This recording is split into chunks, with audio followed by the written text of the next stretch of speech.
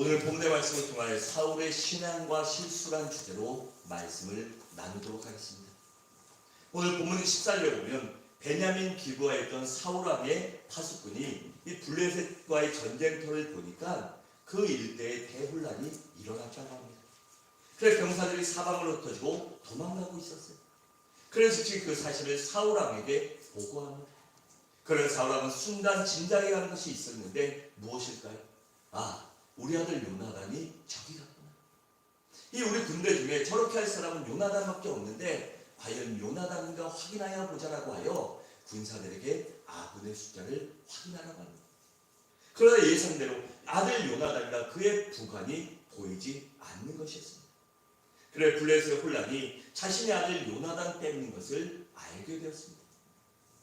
여러분, 하나님께서는 요나단의 신앙과 자기 민족을 사랑하는 마음을 보시고 요나단을 도와주신 것입니다.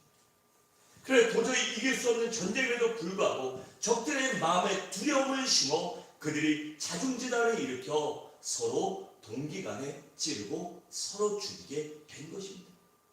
그렇게 되어 블레셋과의 전쟁에서 승리케 하신 것입니다. 그런데 사울은 본문에 보면 또다시 믿음 없는 모습과 실수를 여실없이 보여주고 있습니다. 그래서 나라를 어렵게 만들어요. 그렇다면 본문에 나오는 사울 왕의 행적을 통해 그의 신앙과 실수가 무엇인지에 대해 나누도록 하겠습니다. 첫째로 사울 왕은 어떤 신앙을 갖고 있었을까요? 현재 사울 왕의 신앙은 한마디로 말하면 미숙하고 약한 신앙이었습니다. 그의 신앙을 신약성경에 비추어보면 육적이요 어린아이와 같은 신앙이었어요.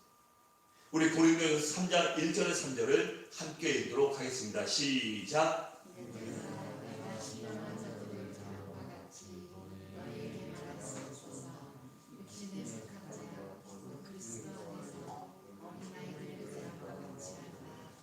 내가 너희를 젖으로 먹이고 밥으로 아니하였노니 이는 너희가 감당하지 못함이었으거니와 지금도 못하리라.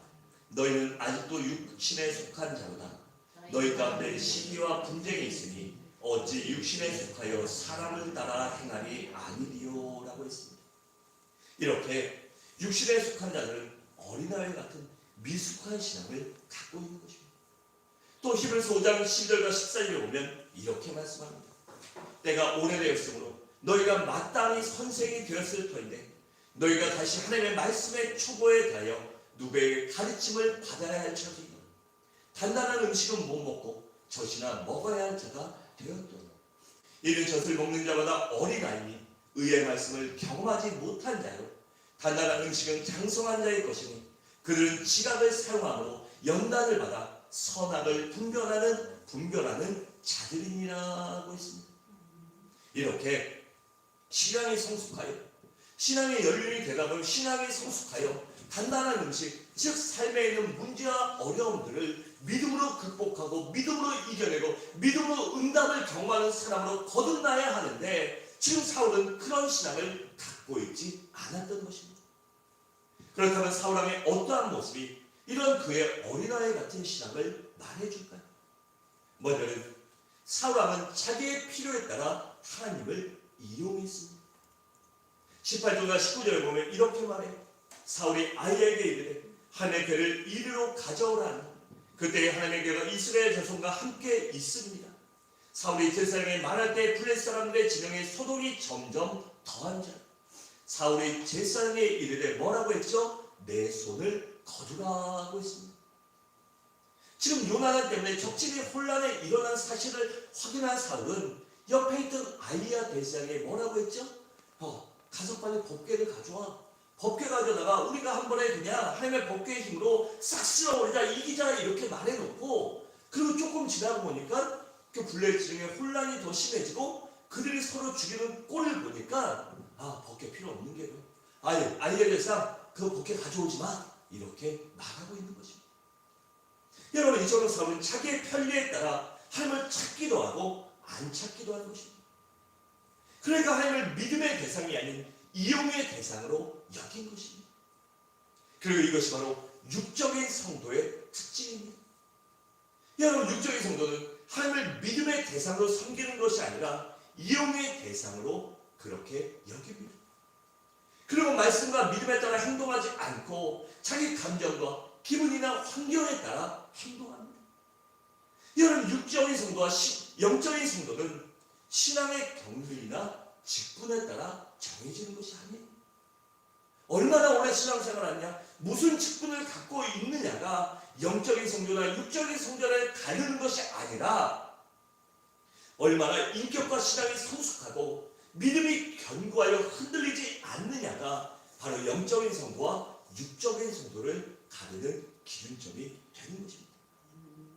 그렇다면 우리가 어떻게 해야 영적인 성도가 될 수 있을까요? 무엇보다 지속적으로 말씀의 훈련을 받아야 합니다. 그래서 항상 나의 삶이 말씀 가운데 거하는가, 하나님이 내게 무엇을 원하시는가, 내가 오늘은 무슨 말씀을 지켜야 하는가를 우리는 날마다 말씀을 통해 빗대어 깨달아야 합니다.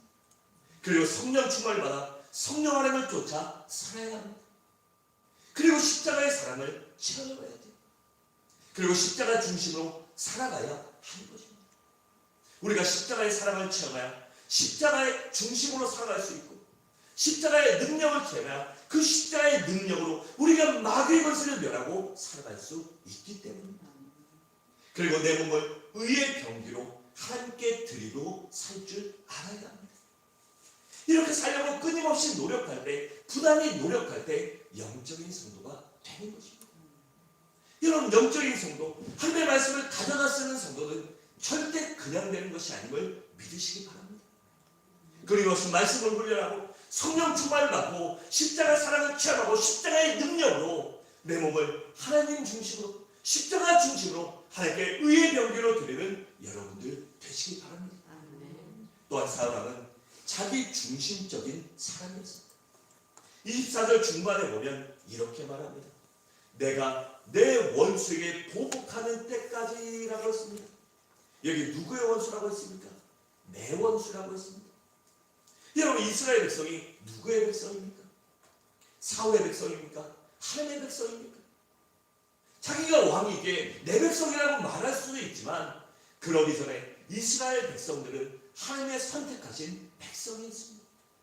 그렇다면 그들을 하나님의 백성으로 하나님의 대적이라고 말하는 것이 맞는 것이 아니겠습니까? 하나님의 원수, 이스라엘의 원수, 여호와를 망령되이 일컫는 저 할례받지 않은 자를 우리가 벌하자라고 그렇게 외치는 것이 바른 믿음의 사람이 아니라는 것입니다. 그런데 사울은 지금 자기의 원수라고 말하고 있는 것입니다. 이처럼 육적인 성도는 항상 자기 중심적으로 살아갑니다. 그리고 자기 중심적이게 언제나 나만을 나타내려고 합니다. 반면에 영적인 성도는 하나님 중심으로 생각하고 언제나 하나님 중심으로 살아가게 하나님만을 나타내려고 하는 것입니다. 무엇이 잘 돼도 내가 잘 돼서 하는 것이 아니라 하나님이 도와주셨습니다. 하나님이 건강케 해주셨어요. 하나님이 축복해 주셨어요. 하나님이 형통케 해주셨고 내 자녀의 앞길을 인도해 주셨습니다라고 그렇게 고백할 줄 알아야 하는 것입니다. 고린도서 10장 31절에 보면 이렇게 말합니다. 그러니 너희가 먹든지 마시든지 무엇을 하든지 어떻게 하라고요? 다 하나님의 영광을 위하여 하라고 했습니다. 즉 우리 성도들은 진정 믿음으로 거듭난 자라면 우리가 무엇을 하든지 간에 다 하나님의 영광을 위하여 하고 그 영광을 고백하라고 하는 것입니다. 또 골로새 3장 17절에 보면 이렇게 말합니다.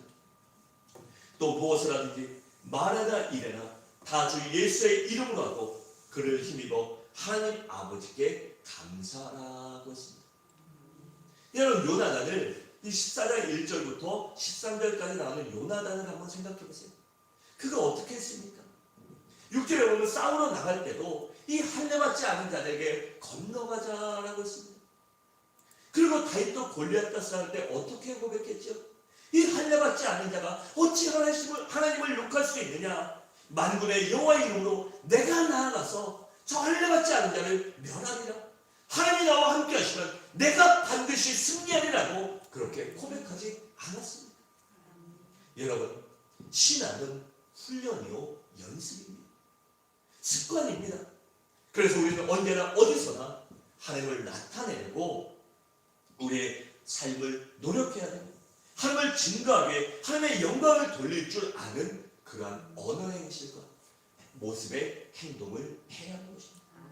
그렇게 하나님께 영광을 돌리는 그리스도인이 진정 성숙한 그리스도인이 됩니다. 그리고 다음으로 사울 왕은 진정한 회개와 예배를 드리지 않았습니다. 31절에서 35절까지 보면 적과 싸우다 탈진한 군사들이 짐승을 잡아 피채먹어요. 여기서 피채먹었다는 것은 짐승을 죽인 후에 피를 빼지 않고 그냥 구워 먹었다는 것입니다. 날로 먹진 않았겠죠. 그냥 구워 먹은 거예요. 그런데 여기 성경에는 뭐라고 말하죠? 하나님이 절대 피채 먹지 말라고 말씀하셨어요. 이 조항에는 여러 가지 배경이 있는데 중동 지방은 덥잖아요. 이 중동집에 가보시면 알겠지만 그늘에만 들어가면 아주 살만해요. 낮에도. 그런데 그늘이 아니면 땅 볕에 정말 머리카락이 벗겨질 정도로 아주 뜨겁습니다. 그런 뜨거운 환경 속에서 특히 돼지 같은 것들은 이 온도를 잘 조절 못해요. 그리고 돼지고기 우리나라도 익혀서 먹으라고 하잖아요. 기생충이 잘 사니까. 그래서 하나님이 그들에게 피해 있는 여러 가지 안 좋은 것들이 먹고 병들고 전염병에 걸릴까봐 그들을 사랑하는 마음으로 피채 먹지 마라. 그리고 발굽이 갈라지지 않은 것들은 먹지 마라. 또 비늘이 없는 음식은 먹지 마라. 뭐 여러 가지 이런 조례들을 정하여 주셨습니다. 그리고 그 피에는 생명이 있기 때문에 절대 피를 먹지 말라고 말씀하셨습니다. 그래서 이스라엘 백성들은 짐승을 잡으면 피가 다 빠질 때까지 기다렸다 먹었습니다. 그런데 이 백성들이 군사들이 너무나 배가 고파서 그 짐승을 잡아 피채 먹습니다. 그런데 이 소리를 듣자 사울왕이 하나님께 범죄하였다고 하며 짐승을 잡아 돌 위에서 피를 쏟은 후에 먹으라고 그렇게 다시 명령합니다. 그런데 여기서 중요한 사실이 뭘까요? 사울이 회개하지 않았다는 것입니다. 그 백성들과 회개하지 않았다는 것입니다. 여러분, 우리가 성도라면 하나님을 믿는다면 내가 하나님 앞에 범죄했을 때 어떻게 해야 될까요? 그냥 아예 나 몰라 이러고 그냥 안 하면 돼? 하면 될까요? 아닙니다. 우리가 잘못하면 반드시 하나님 앞에 먼저 회개해야 합니다. 하나님, 내가 이러한 죄를 졌으니 주님 용서해 주십시오. 나에게 긍휼을 베풀어 주시고 긍휼하신 은혜로 하나님과의 교제가, 하나님과의 관계가 회복되게 해주십사라고 그렇게 제단을 쌓고 예배해야 하는 것입니다. 그런데 사울은 회개하지도 않고 바로 제단을 쌓았어요. 그럼 하나님께서 과연 그 제사를 받으셨을까요? 여러분, 어린아이 같은 신앙, 육적인 신앙에 가진 성도의 특징이 무엇일까요? 바로 자기 잘못을 모르는 것입니다. 그리고 어떤 문제가 생기면 자기 합리화를 하고 변명하게만 급급한 것입니다. 여러분, 아이를 키워보셨죠? 아이들 어떻습니까? 키울 때 보면 저지레를 무지 많이 하죠. 애 때는 아무것도 모를 때 이거 천지공감 못할 때는 막 저희 아이들도 이 싱크대 가서 저희 사모가 잠깐 한눈 팔면 싱크대 뚜껑 열고 막 다 잊어놓고 휴지는 다 뽑아놓고 심하면 화장실 가서 변기물 막 만지고 있고 물 있으니까 그래요. 근데 아이들이 지금 그 얘기하면 내가 언제 그랬어 이러잖아요. 아이들은 지가 뭔 잘못했는지 몰라요. 그 변기물 퍼마셔도 파먹어도 이게 잘하는 건지 잘못하는 건지 몰라요. 그것이 바로 어린아이 같은 시간입니다. 우리 성도들도 하나님 앞에 범죄했으면 알아야 하는데 범죄하고도 범죄한 사실을 모른 채 사울은 그냥 하나님 앞에 예배드린다고 하는 것입니다. 여러분, 하나님께서는 회개한 사람의 기도를 들으시고 회개한 사람의 예배를 받으십니다. 이사야 57장 15절을 보면 이렇게 말씀하십니다. 지극히 존귀하며 영원히 거하시며 거룩하다 이름하시는 이가 이와 같이 말씀하십니다. 내가 높고 거룩한 곳에 있으며 또한 통회하고 마음이 겸손한 자와 함께 있나니 이는 겸손한 자의 영혼을 소생시키며 통회하는 자의 마음을 소생시키려 함이라고 했습니다. 즉 겸손하게 하나님 앞에 회개하는 자의 영혼을 소생시켜 주신다는 것입니다. 즉 그들을 긍휼히 여기시고 그들의 죄를 용서하시고 그들의 기도에 응답하여 주신다는 것입니다. 또 요엘서 2장 13절에 보면 이렇게 말합니다. 너희는 옷을 찢지 말고 마음을 찢고 너희 하나님 여호와께 돌아올지어다. 그는 은혜로우시며 자비로우시며 노하기를 터대하시며 인애가 크시사 뜻을 돌이켜 재앙을 내리지 아니하시나니라고 했습니다.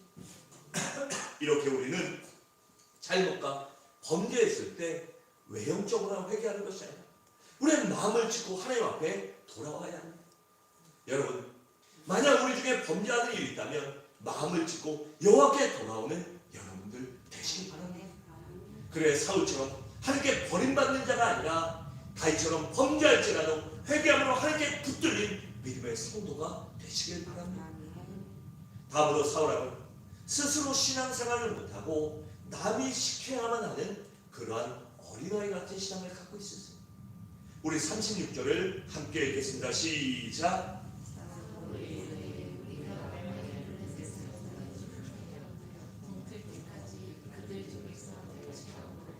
한 사람도 남기지 말자.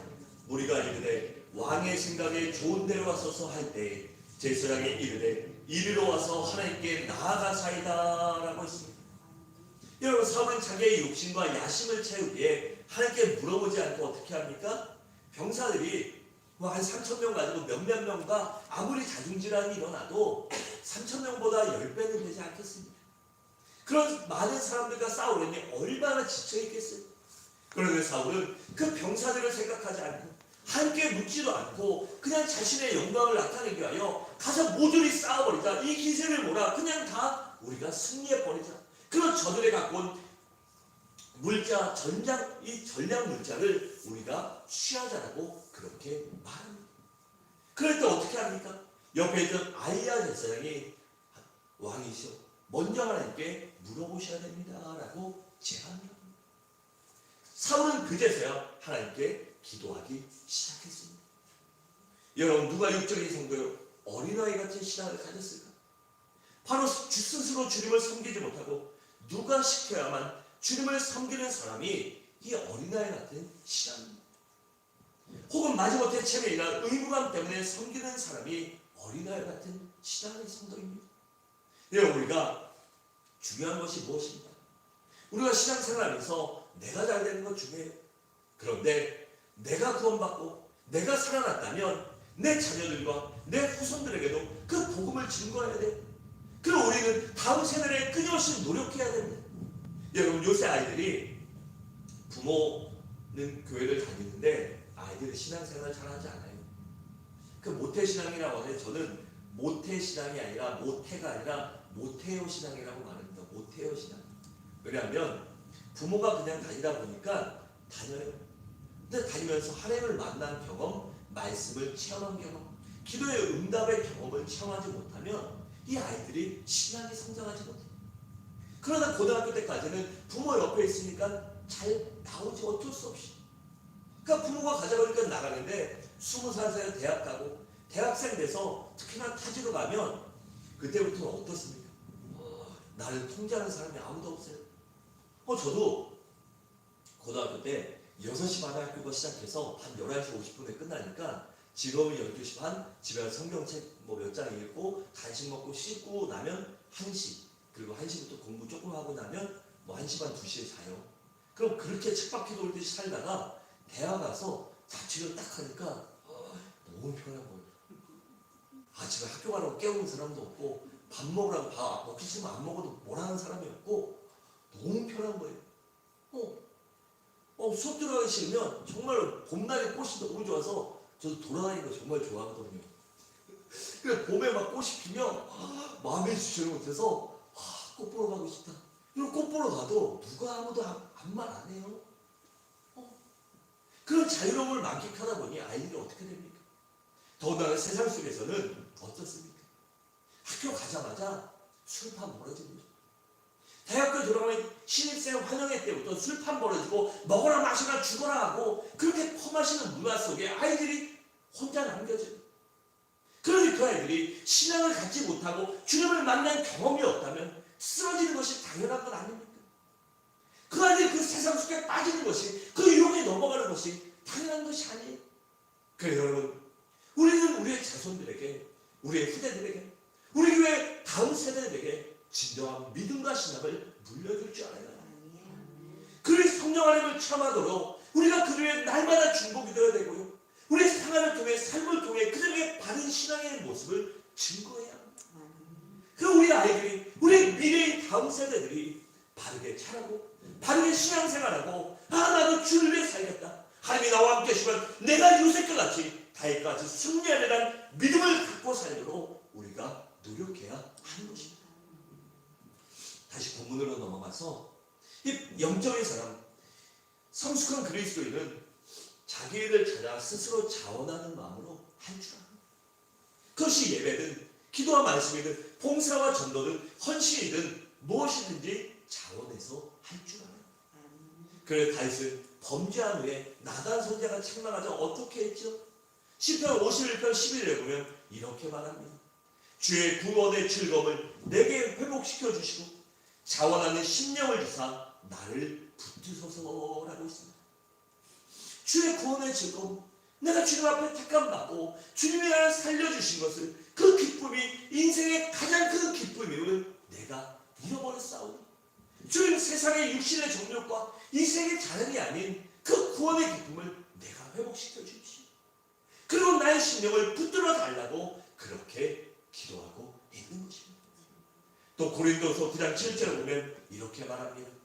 각각 그 마음에 정한 대로 할 것이요 인색함으로다 억지로 하지 말지니 하나님은 즐거워하는 자를 사랑하시느니라고 했습니다. 이렇게 성도들은 무엇을 하든 자원하는 마음으로 할 때 그 진정 하나님께 상달되기 때문입니다. 우리가 신앙생활하다 보면 이 교회라는 신앙 공동체에 살아요. 그러다 보면 우리 교회는 안 그러지만 이 큰 교회 제가 있던 몇몇 교회들 보면 그 자기들과 비슷한 그 레벨에 대해서 자기들이 기준점을 가져요. 그래서 그것들을 교회에서 좀 이용할 때도 있어요. 제가 전에 있었던 교회에서 이 주차장을 좀 확장해야 되는데 모아놓은 거는 그 전에 주차장을 다 샀는데 또 주변에 주택이 나와서 사야 되는데 한 2억이 필요한데 모아놓은 돈은 없으니까 특별한 것만 할 수밖에 없잖아요. 안 사면 빚내 살 수는 없고 특별한 것만 충분히 감당할 것 같고 그 특별한 것을 했어요.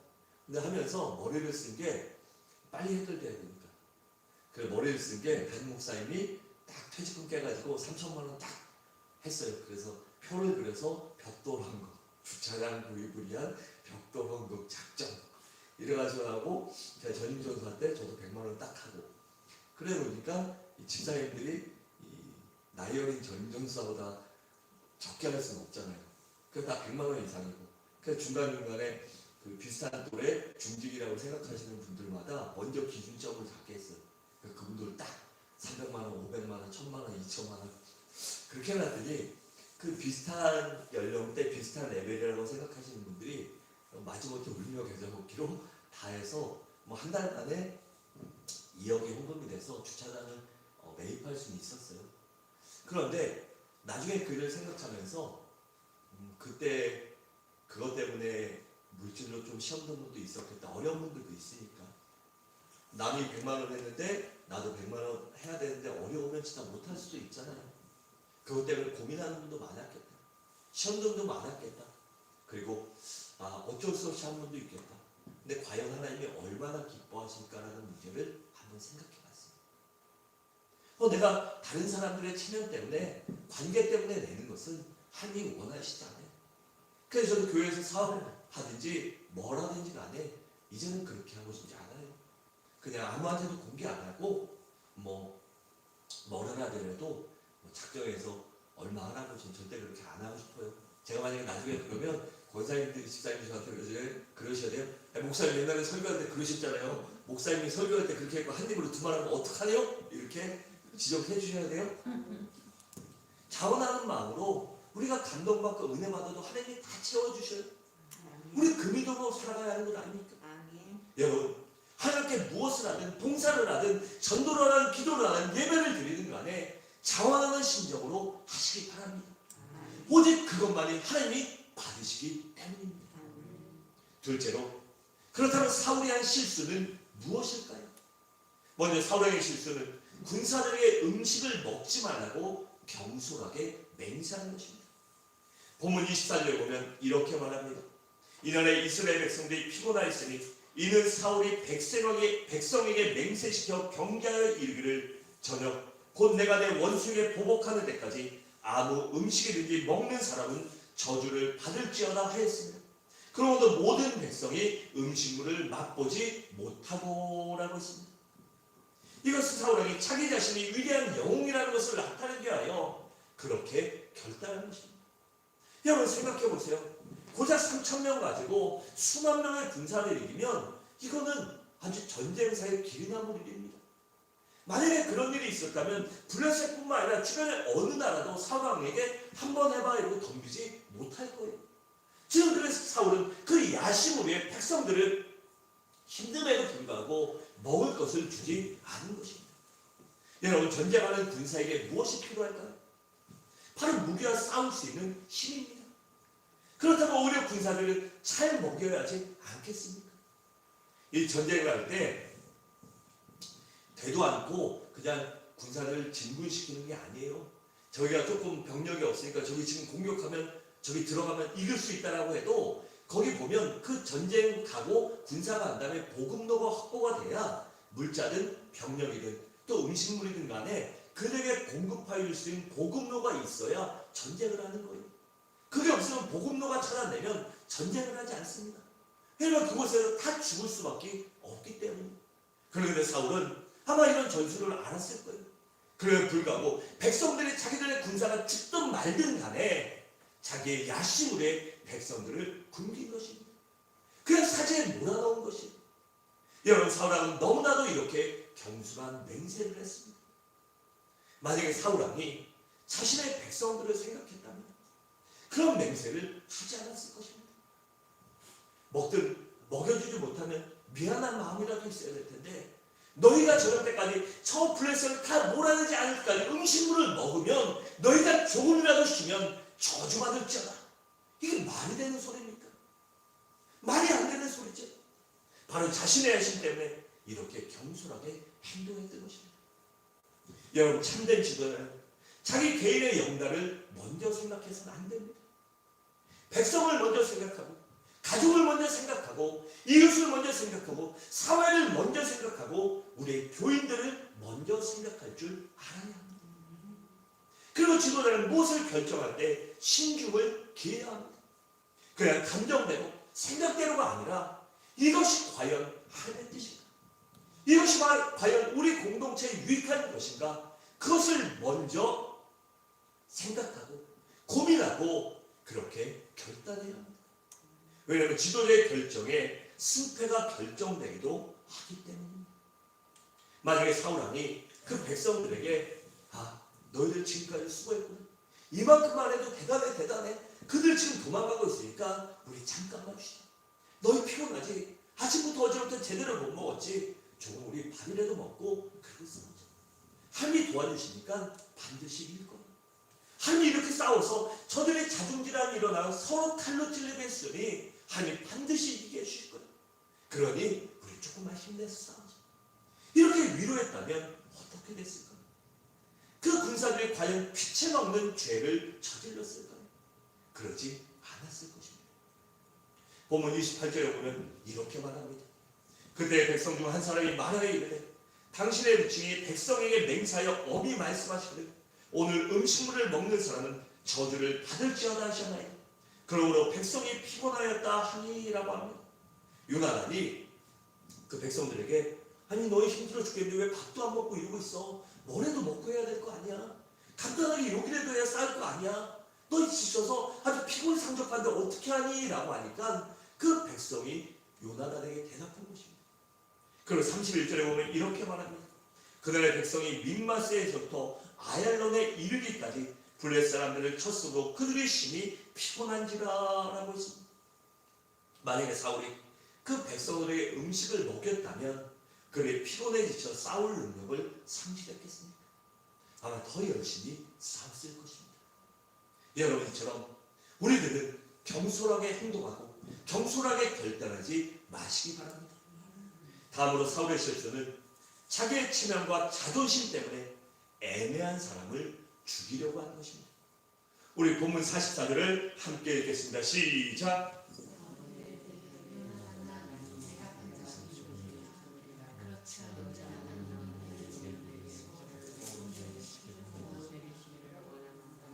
아멘. 사울이 지금 누구에게 말하고 있죠? 아들 요나단에게 말하고 있습니다.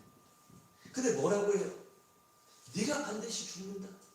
네가 반드시 죽지 않으면 내가 하나님께서 내게 벌을 내리신다.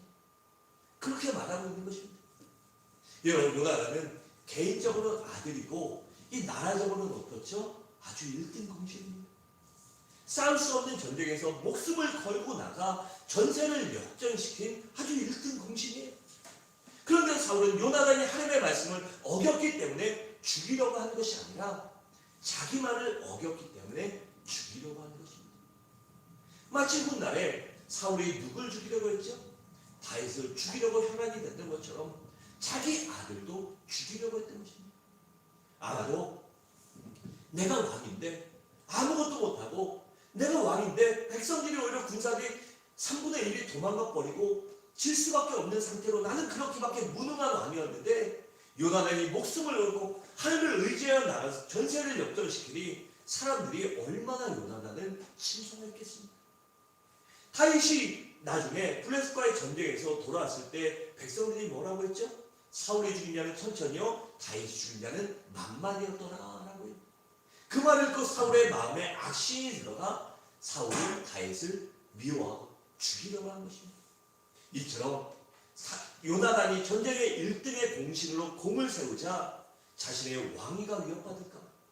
아니 저게 내가 백성들 눈치나 보고 있는데, 아니 백성들이 호족들이 네 아들이 더 나니까 요나단 왕 세웁시다. 그럼 어떡하지? 이런 마음이 들어서 요나단을 죽이려고 한 것입니다. 여러분, 누가 어리석은 사람일까요? 자기 혼자 살려고 다른 사람을 죽이는 사람입니다. 공동체 이익보다는 개인의 이익을 더 중요시 여기는 사람입니다. 그리고 선악간의 분별을 못하는 사람이 진정 어리석은 사람입니다.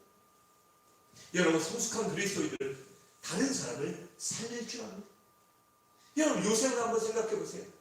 그가 애굽의 국무총리가 되어 기근을 아주 잘 대처했습니다. 주변 나라들은 먹을 게 없어서 다 굶어 죽을 지경이었는데 모든 나라들이 애굽에 와서 제발 식량 좀 주십시오. 우리 제발 먹고 살게, 우리 목숨 좀 살려주십시오라고 구원을 하고 있으니 이 요셉의 입지가 얼마나 대단했겠습니까?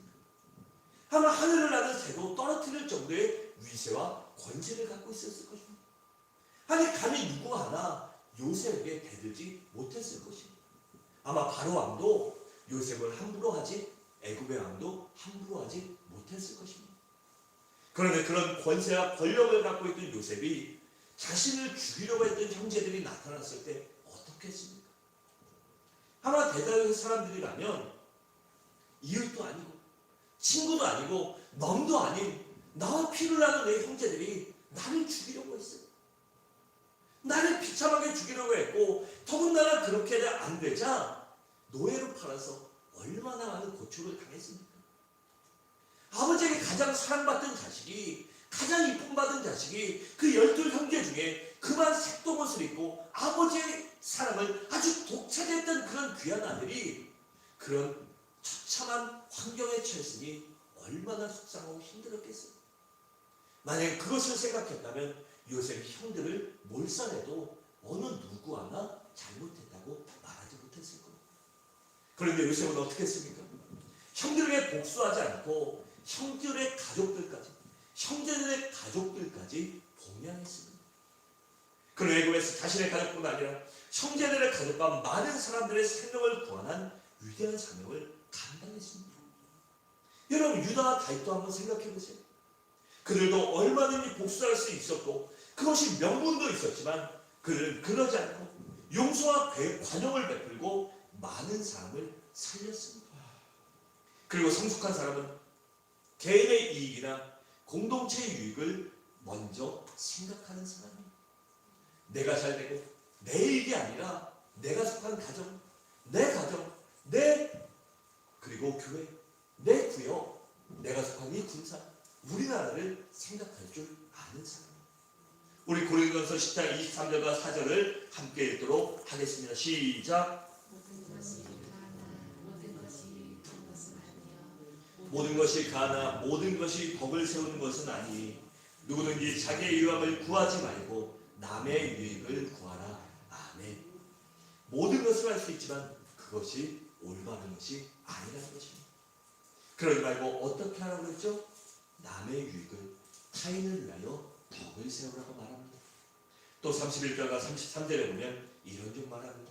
이렇게 말씀합니다. 그러니 너희는 먹든지 마시든지 무엇을 하든지 다 하나님의 영광을 위하여 유대인에게나 헬라에게나 하나님의 교회에게나 거치는 자가 되지 말고 나와 같이 모든 일에 모든 사람을 기쁘게 하여 자신의 유익을 구하지 아니하고 많은 사람의 유익을 구하여 그들로 구원을 받게 하라고 했습니다. 이처럼 성도라면 내가 진정 예수의 보혈로 그 십자가 사랑으로 하나님의 은혜로 구원받은 성도라면 내 개인의 이익보다는 공동체의 유익을 더 생각해야 한다는 것입니다. 그래 교회에서 뭔가 할 때 내 마음에 안 들 수도 있어요. 조금 부족할 수도 있어요. 그런데 그래도 불구하고 우리 교회에 덕을 세우게 해요. 많은 사람을 살리게 하여 아름다운 것이라면 그것들을 참을 줄 알고 내 생각을 포기할 줄도 알아야 하는 것입니다. 사랑하는 성도 여러분, 말씀을 마치도록 하겠습니다. 이 자리에 우리 모든 성도님들은 올바른 신앙과 믿음을 가지시기 바랍니다. 그래야 날마다 하나님을 섬기며 하나님의 중심으로 살아가며 진정으로 회개하며 진정으로 하나님께 예배하는 예배자가 되시기 바랍니다. 또한 언제나 억지로가 아니라 자원하는 마음으로 하나님을 섬기고 가족을 섬기고 이웃을 섬기고 세상을 섬기며 헌신하며 주님의 기쁨이 되는 그리고 주님의 자랑이 되고 나의 행동과 나의 신앙으로 인해 많은 사람에게 유익을 끼치고 덕을 세우며 복을 증거할 수 있는 그러한 우리 서울중앙의 귀한 성도들이 되시기를 주님의 이름으로 간절히 축원합니다. 이 시간 안에 성령